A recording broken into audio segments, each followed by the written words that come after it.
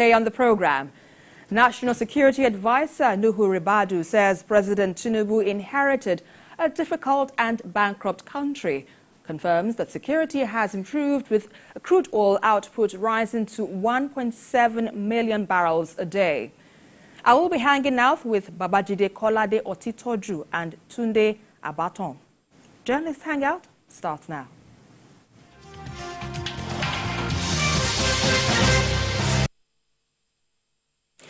Christmas and the New Year festivities are fast approaching, but in the midst of the celebrations, there is the need for caution.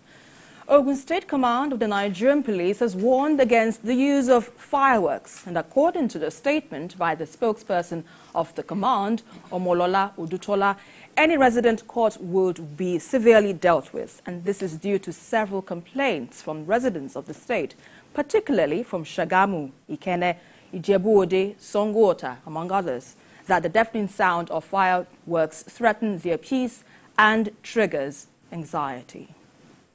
Babajide, let me come to you on this now. What do you first of all make of this development? Because we know that fireworks is a usual ritual at the end of every year. So with this ban, how effective is it? Oh, you see, every year the police remind us not to use fireworks during the festivities, but people don't listen. And it's difficult within the four walls of your gated house for somebody to come and arrest you because you fired fireworks into the air. It's not going to be easy. People stand in front of their churches. The way people celebrate the coming of a new year, it's difficult to use that occasion to dampen spirits by simply kidnapping people. But what they are saying now is, this is not even a festive season yet. What are we celebrating at this time? Why are people frightening their neighbors with firecrackers or fireworks that sound exactly like gunshots?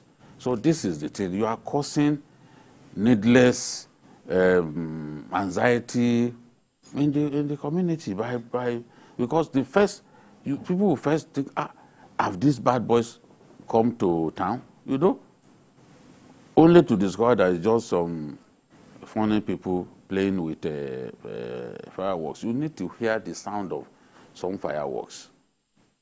You think it's an automatic weapon that is fired. So I agree with the police that our people must behave responsibly. You don't need to frighten people with the use of fireworks at this time.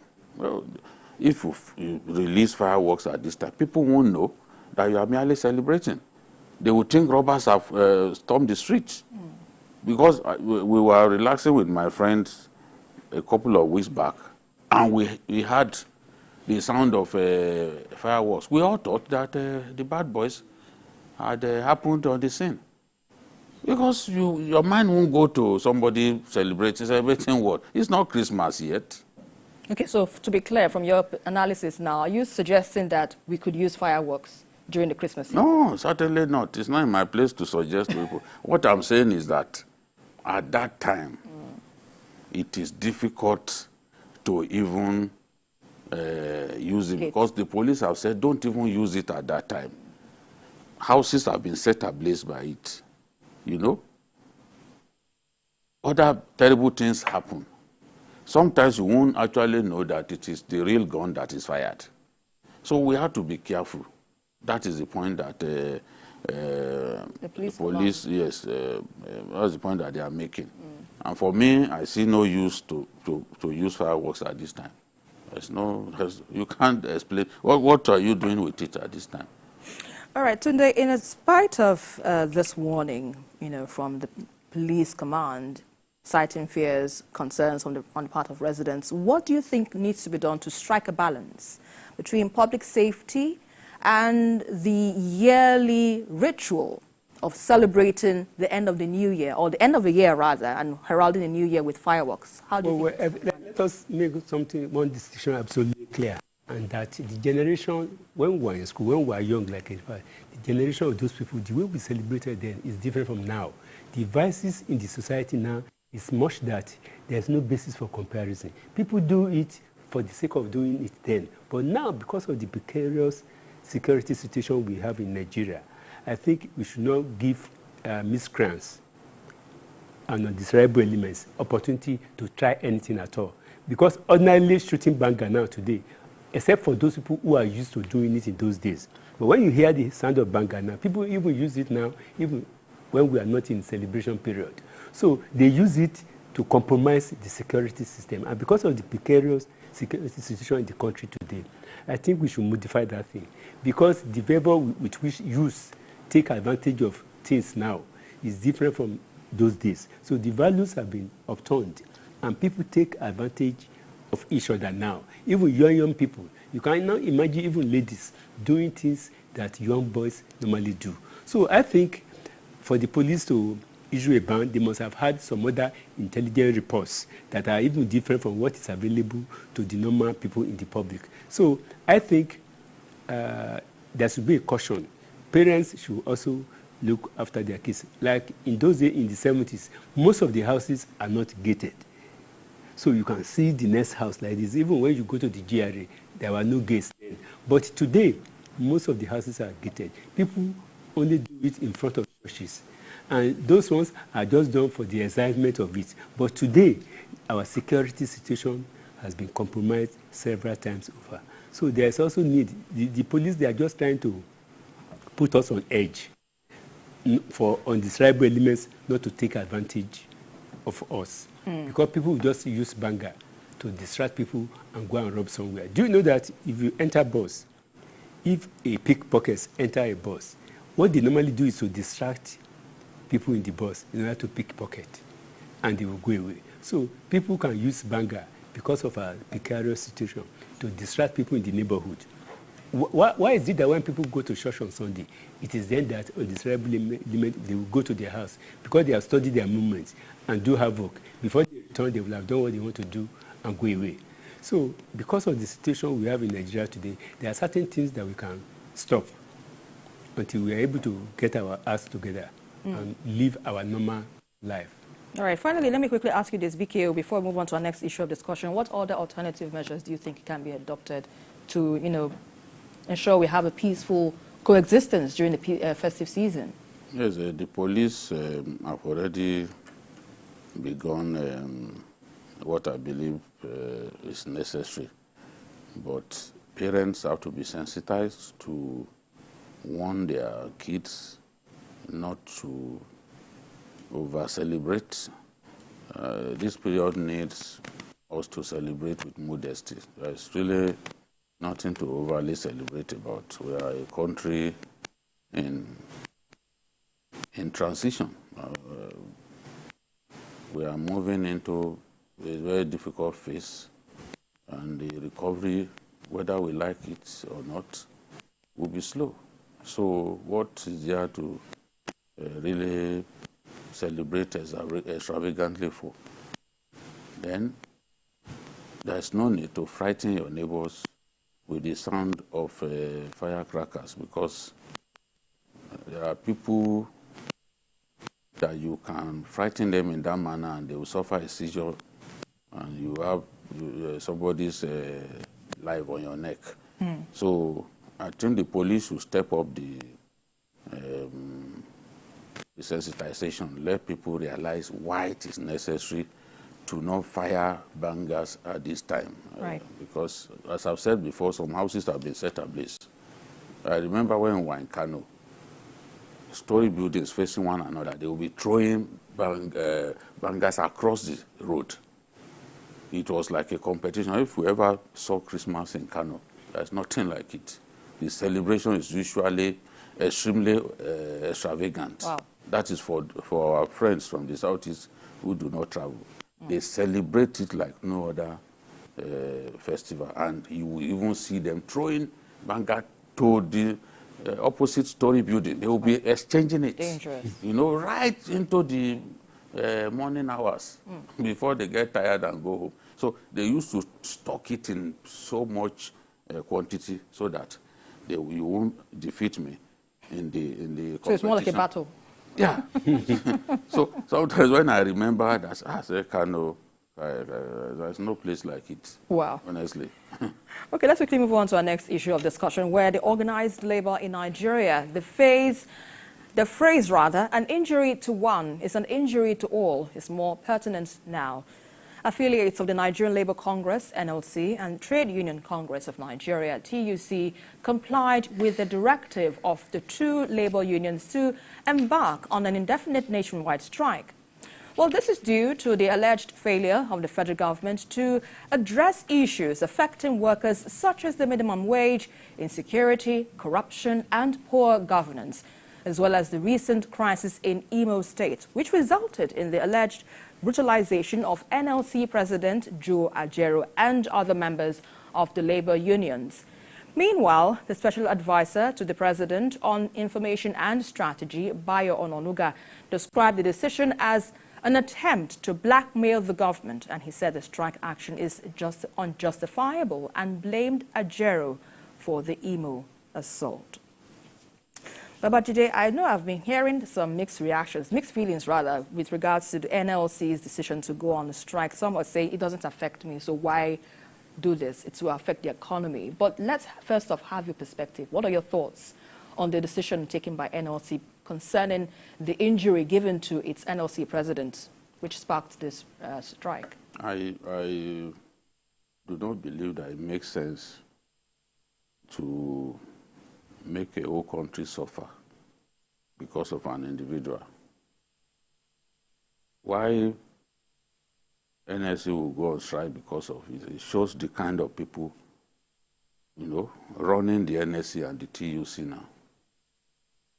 You can't go on a... Do they even know the meaning of a nationwide strike? Do they know the meaning? The other day I was watching Frank Kokori, and he was talking about the different phases that you have to go through before a strike of this nature. The need for long, notice and all that. But today, NSC can just get up and say they are going on strike. That is their nature now.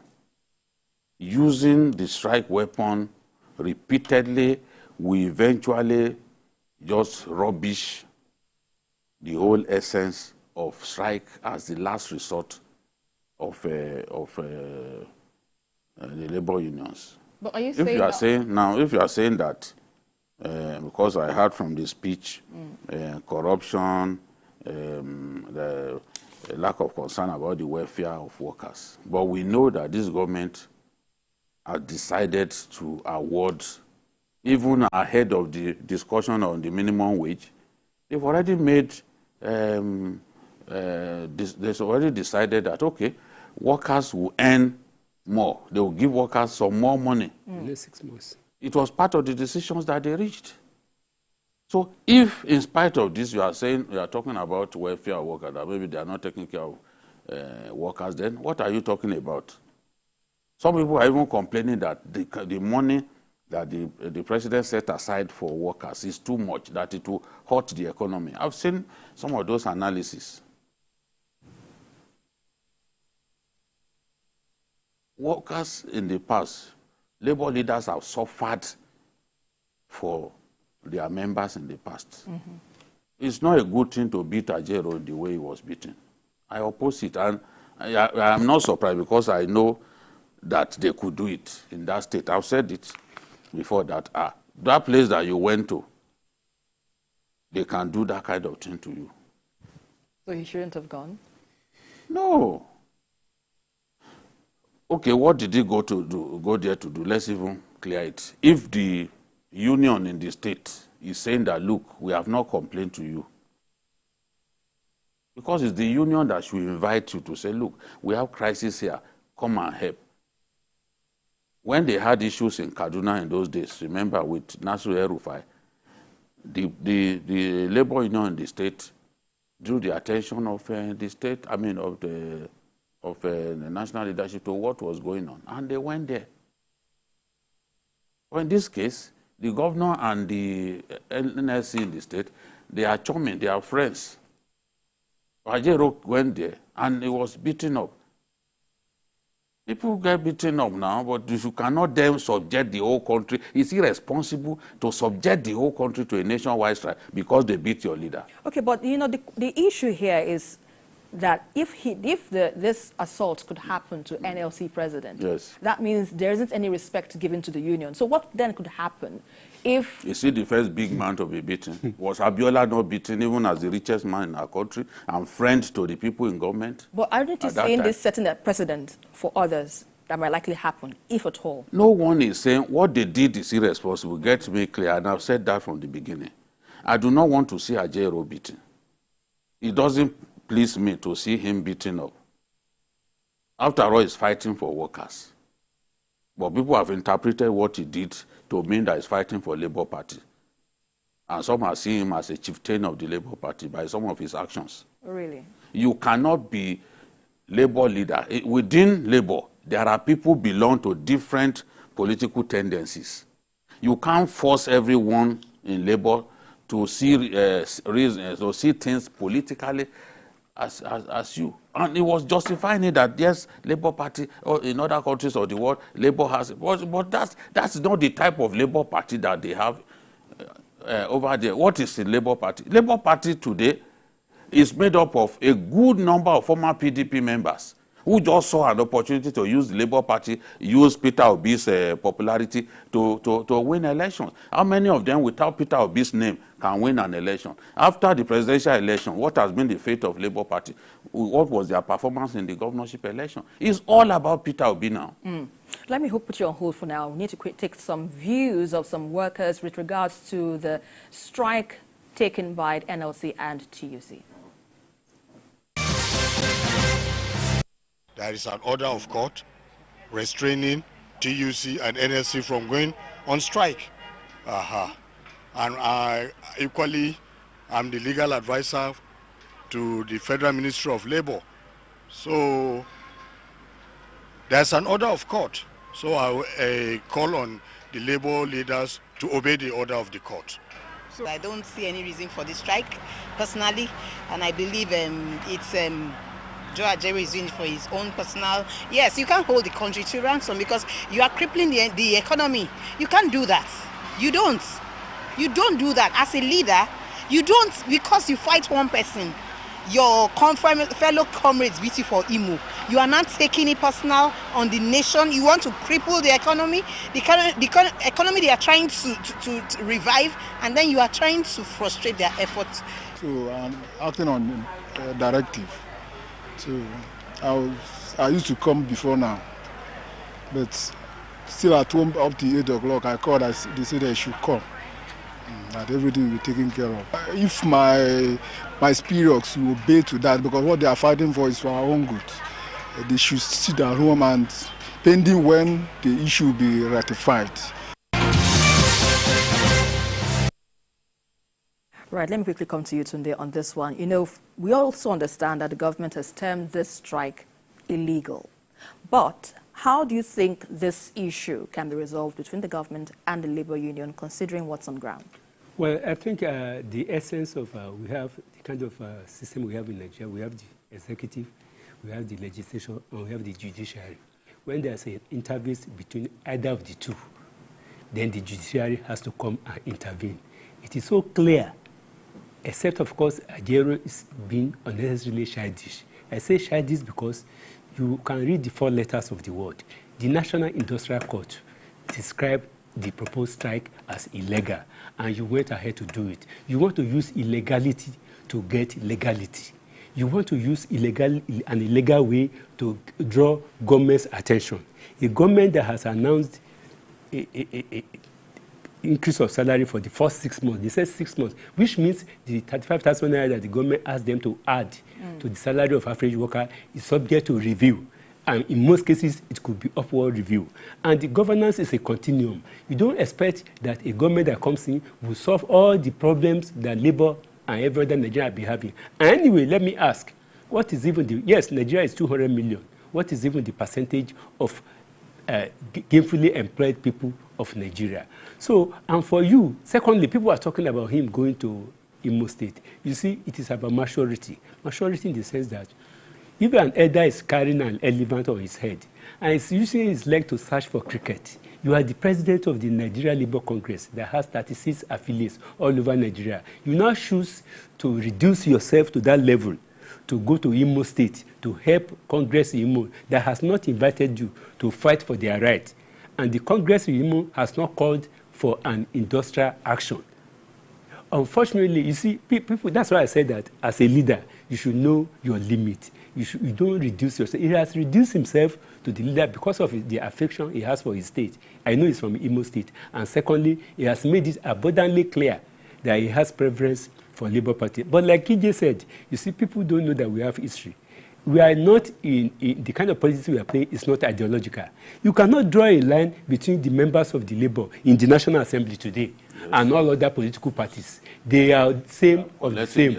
All of them are collecting SUVs. When one of the Labour parties asked them not to collect, one of them came out and said they were elected by the people and they want to use the car to serve their own people.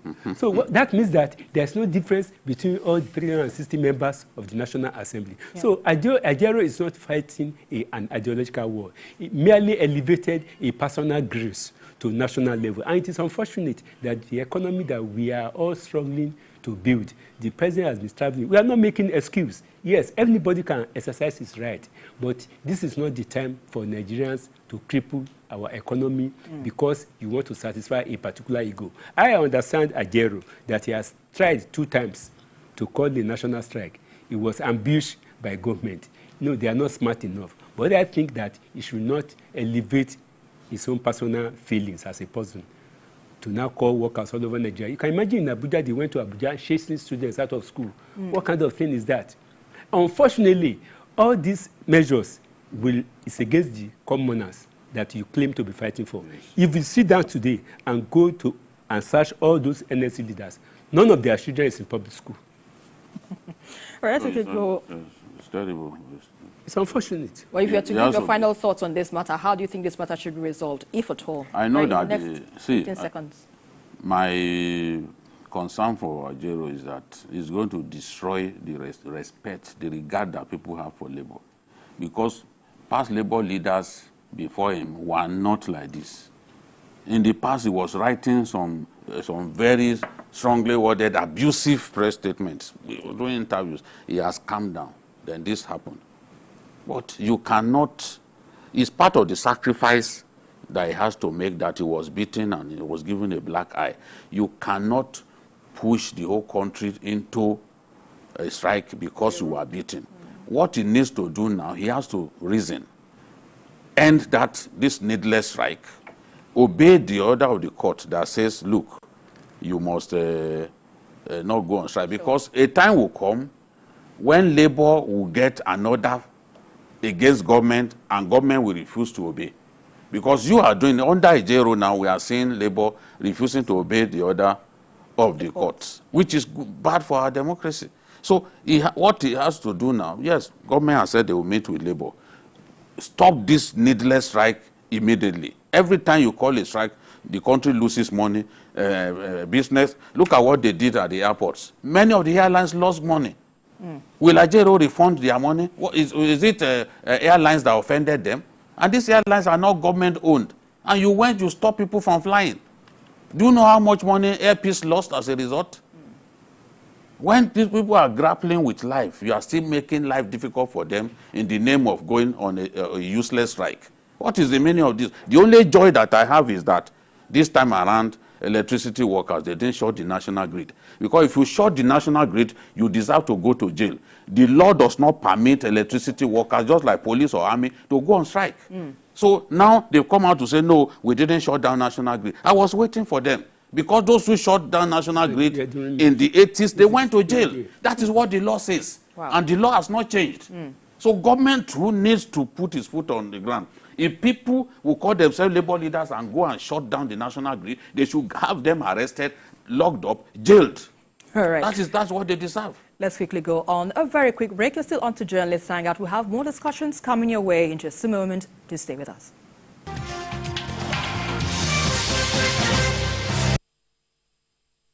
Heading home from work, in the busy traffic, your car breaks down.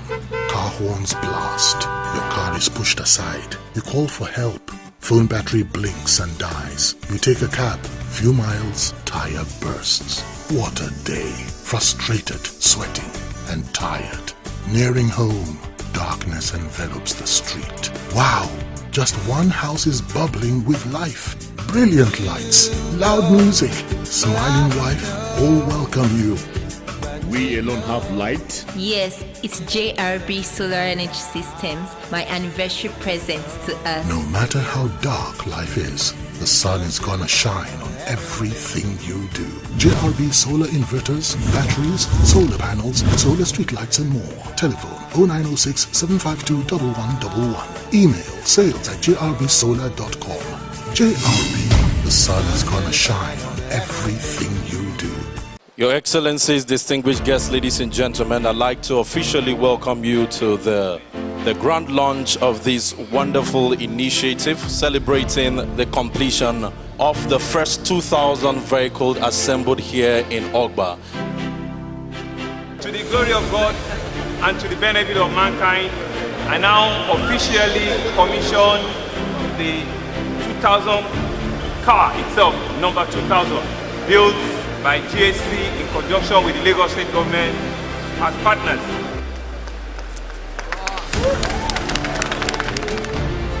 Our story began with the signing of the Memorandum of Understanding between CIG Motor Company Limited and Lagos State Government sometime in September 2020 at the peak of COVID-19 pandemic.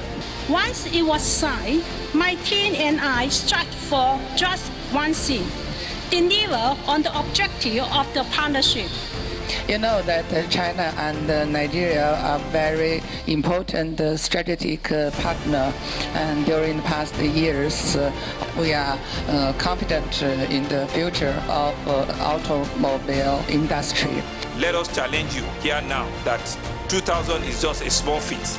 The 5,000 and the 10,000 you promised me, go out there and get it done. We don't need Tokumbo vehicles. We need tier rubber brand new vehicles in our country. And you can see, even from this place, that it is happening. Diana, thank you very much for showing the way. Hopefully many others will follow soon. I want to thank all of the banks that have also supported them. Let us reduce, our pressure on foreign currency so that indeed our kids, our youth, our young children, our young graduates can have a means of employment. Thank you very much for listening.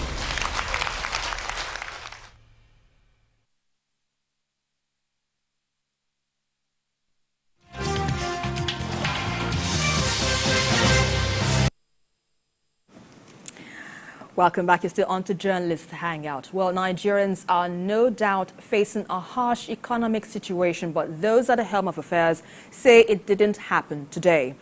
The National Security Advisor, Nuhu Ribadu, has lamented that the current administration inherited a bankrupt country from the previous government of former President Muhammadu Buhari.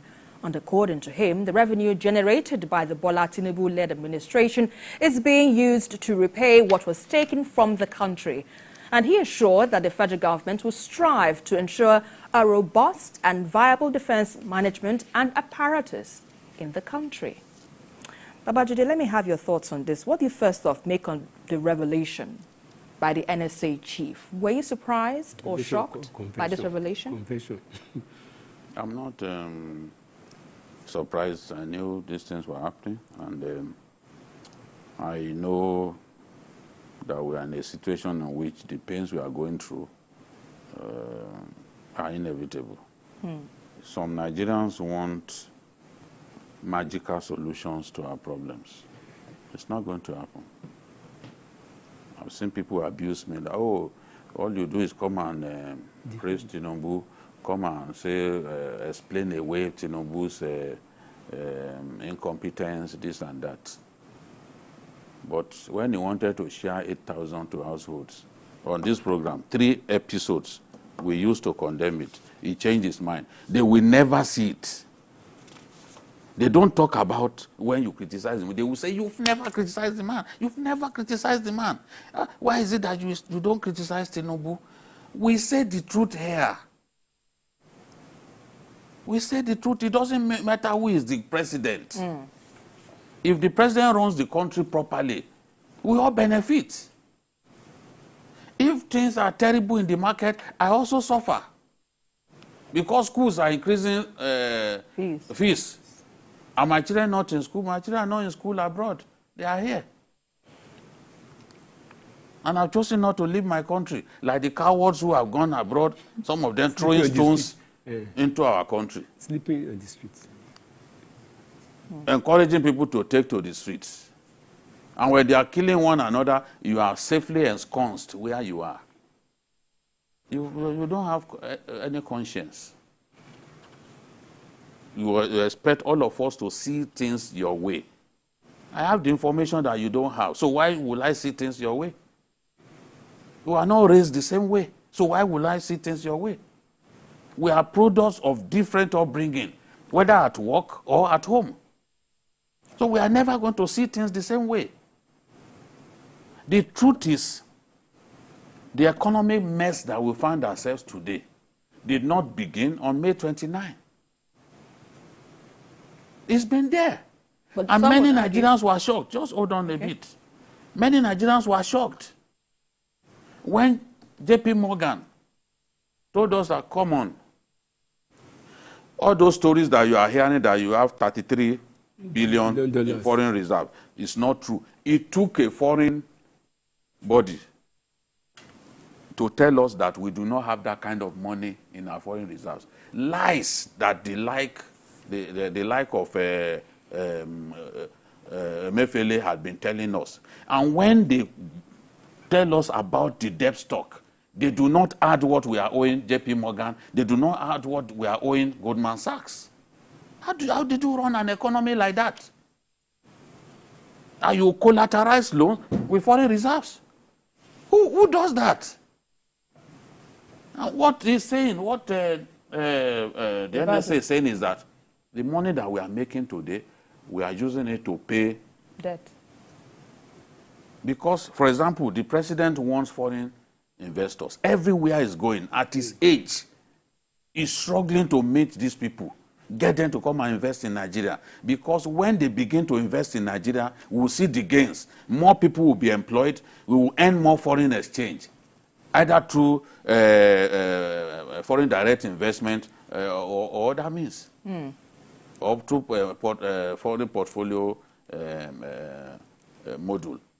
So those gains will come, but they can't be immediate. That's what he's doing. Look at the investment coming in now from Riyadh. Everywhere he's gone to is getting them to commit to investing in Nigeria to help our situation economically. But you have people that you are owing. Banks, you have exposure to banks by way of foreign exchange.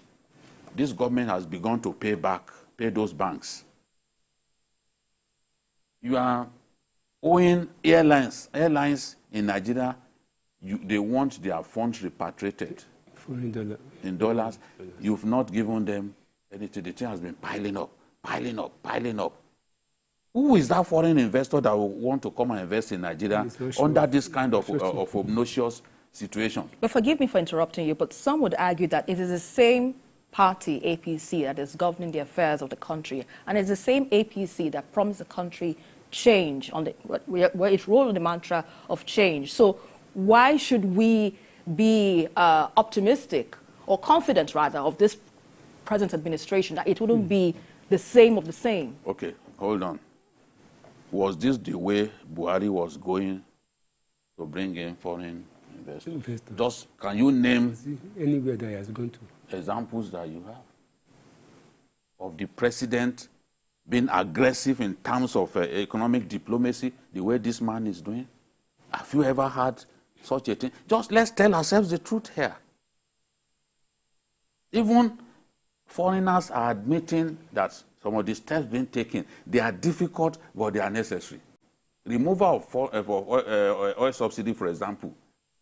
The former president never had the courage to do it because he knew that it would be painful to Nigerians. Now, it's been done. Because we are already bankrupt. We can't even pay anymore. We are going, central bank is the one releasing money to pay salaries, to do little things. What they call ways and means. Yes. You finish, you are owing, you are taking loans from creditors, then what you are taking from the CBN is also a loan. Ways and means, look at how big it is. So it can be the same government, but two governments. One can be revolutionary in tackling and handling the economy. The other may not be revolutionary. You can have from the same party different approaches in terms of leadership. That is what we are seeing. So forget those who say, okay, it's the same party, why should they be hopeful? All they need to do is be patient. And bad economy is not simply a Nigerian affair. Many countries are grappling with it. Many countries are grappling with it as we speak. Nigerians used to rush to Ghana now. Let them go to Ghana and feel the state of Argentina. I was reading Argentina, their inflationary this thing rate is about 140-something percent. Is that not a country? Is it not human beings who are living there? Are they not the World Cup winners? Now, to show you that there is progress, Angola overtook Nigeria. Libya overtook Nigeria in oil production. By June, we overtook Angola. The figures are showing now that Angola, we overtook them at 1.1 million barrels a day. We went to 1.84. Today, we are doing 1.7 million barrels a day. Yeah. That's progress. If we can meet our quota, which exceeds 2 million barrels a day, we will earn more foreign exchange. There are some steps that were taken during the last administration that were simply bad. Tinubu cannot, as a product of APC now, come to the public and begin to damage a government that he supported from the beginning. Power, yeah. You don't do that. It makes no sense. So, but people like Ribadu, they can barely stand what they are seeing. Look, if this was a PDP government, the newspapers would be, as coming, the newspaper will be awash with revelations, some of them stinking that you cannot even bear to read. We just have to tell ourselves the truth. How did you take all that money from JP Morgan and you are using your foreign reserve to collateralize it? Have you ever had where it happened? That's why we are in this mess. And we have to tell ourselves the truth. It's not something that we can dodge. But when the efforts that the president is making, going to those people, when it begins to bear fruits, all of this dollar liquidity that we are facing will become a thing of the past. We must get people to trust Nigeria enough to come and invest here. That is what needs to be done. I praise him for the efforts he's making. These are very tiring efforts. Some of the people calling him Baba we know well, they shouted Milokon. They have not got the strength to do those things that he's doing. For days you're on your feet meeting people. Some of these lazy youths today, they will go to Abuja by hair. They come back the same day. They are not ready to work anymore. You see them just lounging around. But they can abuse an old man. That Baba Mele can, they shouted, and they shake. Which hand they shake now? We will see. All of those things that they used to just wait, try to grab some of what the man is saying. When was the last time you got similar soundbite to abuse him? Agbado, this and that. It's not happening anymore. The man is strong enough and is getting the job done. And the results will come, whether the enemies of Nigeria like it or not. All right, let me quickly get your thoughts on this, Tunde. With what Ribadu has said, let me read the quote. It is important for you to know that we have inherited a very difficult situation, literally a bankrupt country, no money to a point where we can say that all that the money we're getting now, we're paying back what was taken. But let me understand, although he's given a bit of assurance that the government will do all it can to, ensure that we have security, even if we have budgetary constraints. But what are the far-reaching implications of this? Are we likely to see a downward spiral of the economy, or as we already? Well, I think it's always very difficult to build a house, but when you want to use tractor to bring it down under 15 minutes, you can see the demolition that has been taking place in Lagos in the last 3 weeks. Let us take Nigerians back to memory, because we seem to have a very short memory. When President Olusegun Obasanjo took over in 1999, he had to tour all parts of the world. Nigeria was owing $70 billion, not knowing that our former president was busy saving the money for us anyway.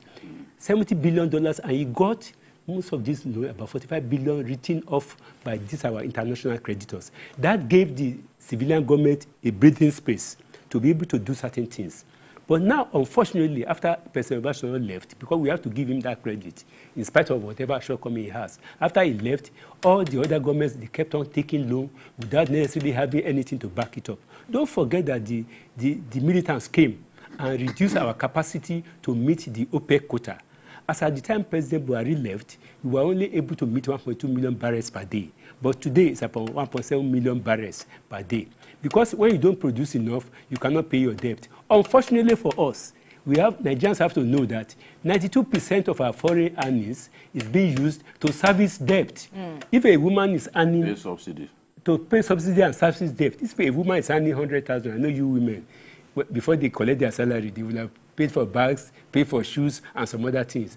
And she knows that she's not the one that will leave shop money at home. So she will come home with only 20,000 naira. If Nigeria can only come home with about 20% or 8% of our earnings from oil, and oil today still accounts for 90% of our foreign earnings, the strength of a country's currency is determined by your export. Mm-hmm. And your export, unfortunately, is subjected to the vagaries of the international economic order. Now, this president just came in. Look, Obasanjo used to say something. You may not like him, that they can only help you to get a job. Nobody can help you to do it. All progressives in Nigeria came together and offered President Buhari the opportunity to repair Nigeria. But unfortunately, it has become so clear. I praise Ribadu for admitting this. I praise him for having the courage. It has become increasingly clear that the president just sat down for 8 years, allowing people to run the economy. All the ministers were just doing the way they like. They are just running the way. This one came and said, you have a term. You can see all the ministers going around that, look, I have a mandate to you, permanent secretary. If you don't allow me to perform, you will go before I am sacked. Mm-hmm. You see, we need somebody that will keep Nigerians on their toes. And we should not expect, God is not a magician. People should not believe that God is a magician. If you are praying every day for God to help you, you must work. Because the Bible says that work and pray. Nigerians must work to fix back their economy. I used to tell people, you may not like it, it's not as if it is raining on everybody. Yes. Nigeria, we have to reset our brain. A friend called me from Canada 30 minutes before we start. He said that, why should somebody who is earning 400,000 naira per month be using 4 cars in Nigeria? How is it servicing the car? Corruption, whether we like it or not. Very wasteful. How can a director in a ministry in Nigeria have children attending Harvard University? All these schools that are paying nothing less than £16,000. Do you know how much is £16,000? And what is the salary of a permanent secretary? Federal permanent secretary cannot earn more than 700,000 naira today in Nigeria. How can you afford to pay school fees for a child in Harvard or Oxford or Cambridge University?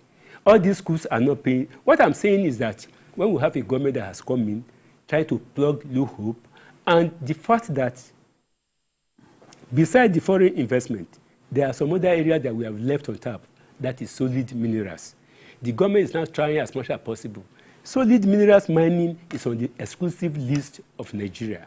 If we can get all the states to mine their solid minerals, give even the federal government, let them give federal government 50%. Let them hold the 50%. Number one, the 50% will be for the development of the state.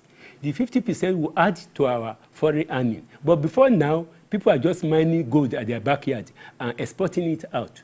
Nigerians don't know that the existence of bandits was caused majorly by those people who are mining gold in Samvara, in Yobe, in Osun State, all these areas. And they were fighting each other because the person with the strongest force will control the mine. So what we are saying now is that we need a president that will turn around. We need a reset of our mind in Nigeria. all the other governors, 36 governors in Nigeria too, they have to sit down. The money they have been taking since June has increased in 300%. They have to sit down and find ways of making sure that the money is put in the state economy. Because the head of the constituent states in Nigeria is the head of the federal government. People should not be looking at the federal government alone. They should look at the state. The states too should allow the local government to breathe. If they give you money as a state governor, give the money to the local government chairman. Let them award their own local contract to repair roads. Let the state be doing it. We should not focus only on federal government. After all, the federal government takes only 52% of our national income. The remaining 46% goes to the 36 states and 774 local government. We are saying all these things because to build Nigeria does not come from the president alone. The president is trying, but we need injection of direct foreign investment. Right. Without direct foreign investment, our situation cannot improve. BKO, final thoughts on the way forward on this? Yes, we have to be patient with the government. The pains are very much, we have to admit, and the president must sit down with his team and look for a way to alleviate the pains. Ordinary Nigerians are going through a lot. I pity ordinary Nigerians and I speak for them. And if it gets to a point that I can't speak for the ordinary Nigerian, I know God knows what to do about my matter. I must speak for the ordinary Nigerian. And I'm saying now that the ordinary Nigerians are going through hell. Governments must find a way to ease the pain while pursuing long-term solutions. Yes, to the economy. You must find a way to ease the pain. And the governors in the states, they've been told, give palliatives to your people. We must see them doing that. I've seen governors like the governor of Borno State even personally coordinate this distribution. I've seen the governor of Yobe using SEMA in the state to distribute relief materials to people. These governors must be seen to be doing that. Some of them are really not doing it. Yes, it's being handled in a very responsible manner, in a manner that is driving our people mad. These governors must realize that they are there to serve their people, not just their friends and their contractor acquaintances. You must do your best to ease the pain in the land. Nigerians are angry because they didn't expect that this pain would be this much. Nigerians are people who are ready to sacrifice. And they are not difficult to please. You build a few kilometers of road for people, they will hail you, they will be clapping for you, they will even compose songs for you. But that doesn't mean that they should be taken for granted. And as he said, across our country, we must see the signs that governors are up and about trying to solve this problem. It's not a Tinubu problem alone. What are you doing at your own little level? You must ease the pain. The distribution of palliatives must go around. Policies, because it's not, yes, we are giving labor more money. How about other people who are not in the labor movement? Labor movement in Nigeria, they're just about 5% of the population. The total population. So how about other people? We must make sure that we reach them, either through the conditional cash transfer or other means that will help them to ease their pain. And when we are talking about helping our people to convert their vehicles from petrol-fired engines to CNG-fired engines, we must bring down the cost of conversion to CNG. Otherwise, a lot of people won't be able to afford it. It should not be a means for government to make money. Education, not many of our people can afford to send their children to tertiary institutions. We should make it a lot easier for our people to access education at that level. It should not be a means by which government will make additional money or IGR. That makes no sense. Not at this level. Because the pain will be too much for the people to bear. So that is the thing. We have to speak for our people. That's why I'm here. If it gets to the point that I cannot speak for the people anymore, then I don't have to be here. Let the state government be up and doing. The state government are not doing enough. Let them be up and doing. Not doing enough. You see, I tell people that if a local government is to award the contract, they won't give it to Julius Berger. They will give it to a local contractor. When the local contractor takes the contract, he will pay the residents who will employ masons, bricklayer, all these people. This is the microeconomy. That's how the economy is built. The matter. That's how economy. State governors should be up and doing. They should release money for local governments.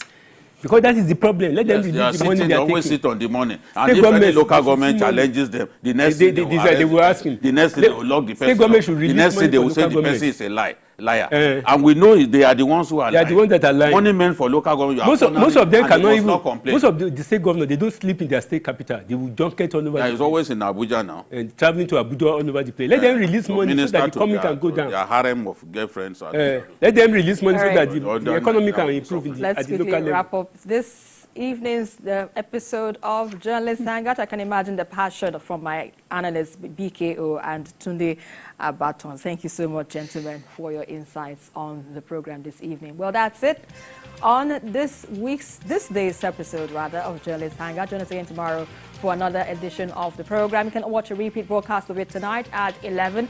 Join us again on Sunday from 1:30 to 3:30 p.m. We are also on YouTube at youtube.com/TVC News Nigeria.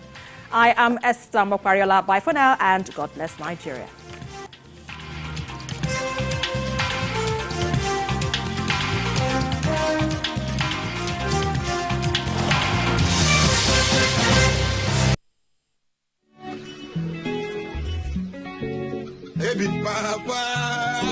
Thank you. Welcome. Thank you. Sit down. How you doing now? They can't wait. I bring your medicine. Thank you. Papa, where Miko? Miko don't work. Miko don't join oil business. Oil business? Yes, sir. Which company? Papa, Miko don't they follow them go cook oil? That's illegal. Small, It's a crime. That kind of business no good for Miko at all. It is illegal and very dangerous. What happened? Wow. Papa, na fire for you with the cook oil. Who does your stuff from nowhere? My country people, palava we bunker an illegal refinery because for we community eat too plenty. Our picking them we get better future don't they pay on top. We dey carry our own hand, spoil we land and water. I beg you, no follow the do or sponsor this kind of business. Now Pipeline Infrastructure Nigeria Limited and NNPCL say make we tell you now. The following is a paid presentation by ShopX TV. Do you struggle with having an active and healthy lifestyle due to your busy schedule? Do you find it's difficult to make it to the gym? You want to improve your overall health, but don't know where and how to start? Medical experts agree that walking, running, and jogging are amongst the best ways to stay fit and enjoy a great active and healthy lifestyle. What if there was a convenient and affordable way to improve your health, improve your mood, and lose weight right in your own home? Introducing the SportX Digital Compact Treadmill. The compact foldable treadmill that makes being active and losing weight fast and easy. Just unfold it and walk, jog, or run while you watch your favorite programs on TV. And when you're done, just fold it and store it away. Now that's convenience. The secret is its advanced design that houses a 1 horsepower motor that is twice the size of most treadmills, packed into a nice compact unit, powering every step you take. You get the SportX Digital Compact Treadmill System complete with a rugged commercial-grade ultra-durable traction belt, large LCD multifunctional display that displays speed, time, distance, calories, and has 12 different exercise programs, as well as a magnetic safety key for added security. The SportX treadmill has really helped me get back in shape after childbirth. I love it because it's compact and can fit anywhere in the house. And when I'm done, I fold and put it away. Easy peasy. This is the best piece of equipment for people like me who want to stay active without leaving the home. I simply unfold it and use it while I watch my favorite program on TV.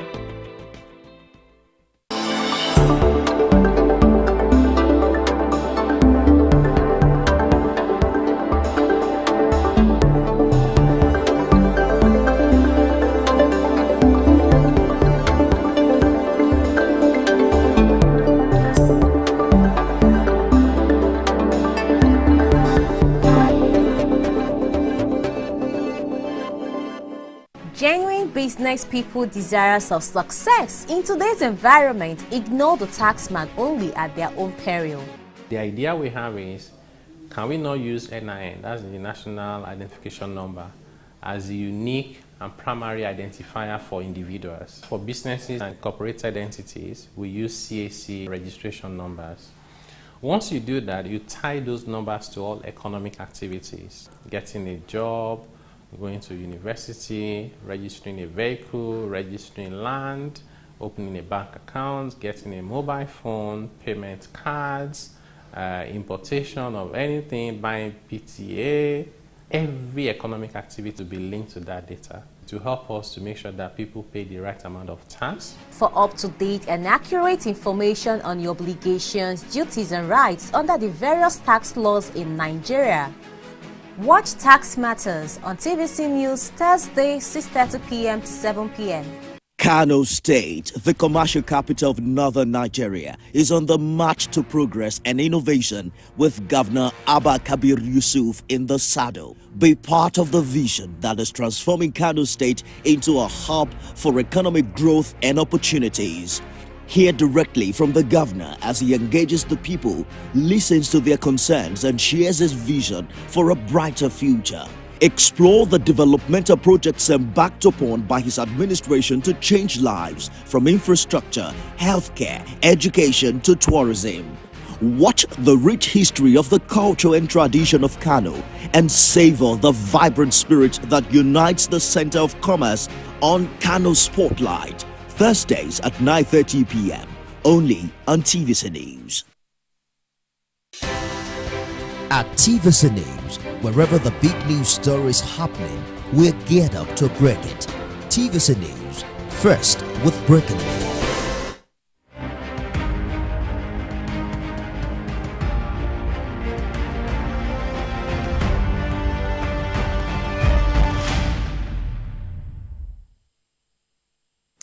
The Inspector General of Police, IGP Kayode Egbetokun, has commended all police officers and operatives of other security agencies for providing adequate support, that's in ensuring the security for the conduct of elections in Bayelsa, Imo and Kogi State.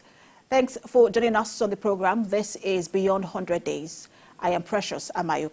Now you can join the conversation now on X, and that's formerly Twitter, using the hashtag Beyond 100 Days and TVC News. Now, on the just concluded off-cycle election in Imo, Bayelsa and Kogi State, the Inspector General of Police, Kayode Egbetokun, says the commitment and due diligence displayed by the security operatives in policing the electoral process was highly productive and commendable. The IGP emphasized that the electoral process in the three states was seamless, defined earlier threat assessment and projected challenges from various quarters. Now, however, the IGP noted the pocket of incidences recorded during the election and charged the Electoral Offences Desk, and that's under the supervision of the Deputy Inspector General of Police in charge of the Force Criminal Investigation Department, to commence immediate investigation into these incidences. The IGP expressed gratitude to all security agencies involved in the election security management for lending support to the police. Now, on the outcome of the off-cycle election, incumbent governor of Bayelsa State, Doyediri, and his Imo State counterpart, Hope Uzodinma, have been given another mandate of 4 years by residents of their respective states. In Kogi State, Usman Ododo is the governor-elect and will take over from Governor Yahaya Bello. We'll bring you more conversation around the developments in the off-cycle election in just a moment, but that will be after the break. Stay with us.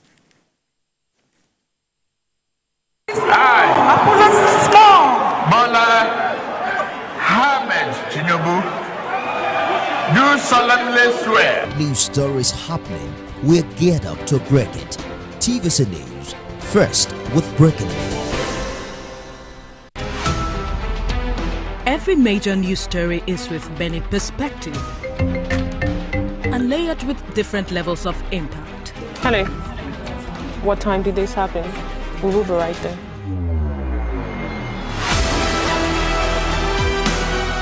At TVC News, we follow the big and major news, gathering the facts, witnessing the outcome. I am here live at the aftermath of the approval of the new national minimum wage. We are TV Station of the Year, not just for breaking news, but for being first, fair and accurate. TVC News, first with breaking news. Experience information and entertainment like never before as TVC Breakfast takes your weekends to a whole new level. Introducing TVC Breakfast Weekend Edition, your ultimate source of thrilling sports updates, insightful political analysis, and captivating entertainment news. Stay in the know with what's trending, catch up with the latest in sports, and immerse yourself in the latest buzz from the world of music and movies. Your weekends are no longer just days off, but moments packed with knowledge, excitement, and enjoyment. TVC Breakfast Weekend Edition, only on TVC News. Hi, Bola Ahmed Tinubu.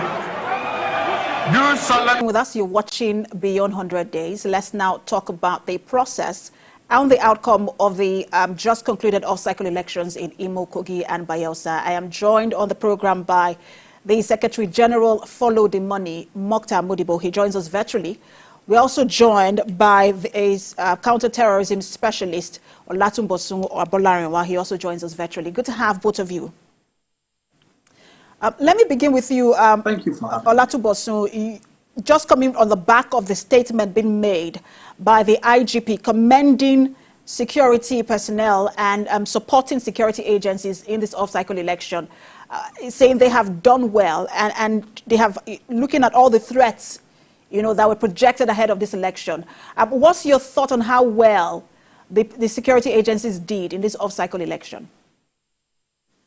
Thank you very much. To be very candid with you, I will want to agree with the Inspector General of Police this time around. Unfortunately, in Nigeria, we are not yet at that position where we can have all our elections to be violence-free. And we shouldn't forget the fact that we still have some endemic threat affecting the country generally. So looking at the last 3 elections on Saturday, yes, we may say there were a little bit of skirmishes here and there, and there are some loss of lives that I'm yet to verify and I cannot talk about. But I think generally the involvement and the activities of the security agencies are commendable. In terms of securing the election, you have given them a pass mark. What about police conduct? Most times, people would say that in previous elections, security operatives were very much an instrument in perpetrating violence, but it seemed not to have been the case in this particular election. What made the difference? I think the body language of the Inspector General of Police sends a lot of signal to his officers out there, and generally too, a lot of other platforms